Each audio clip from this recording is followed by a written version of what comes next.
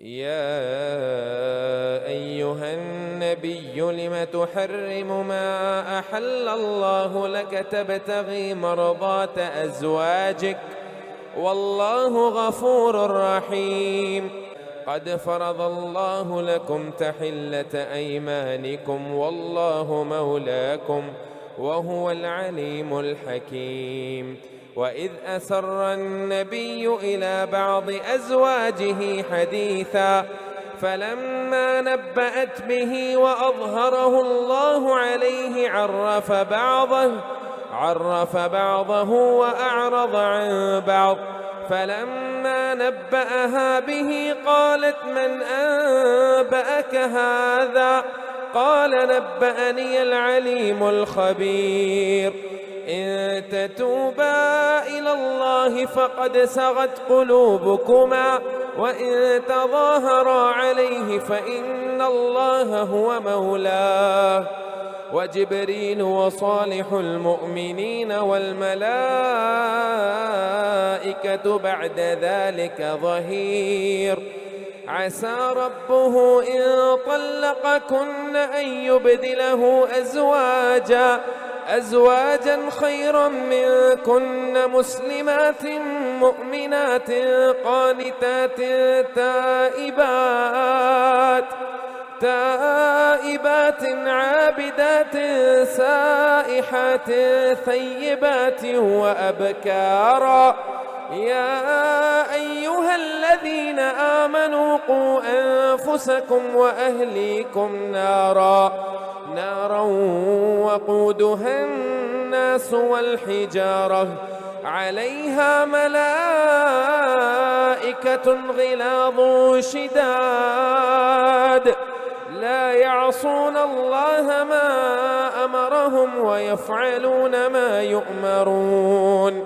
يا أيها الذين كفروا لا تعتذروا اليوم إنما تجزون ما كنتم تعملون. يا أيها الذين آمنوا توبوا إلى الله توبة نسوحا عسى ربكم أن يكفر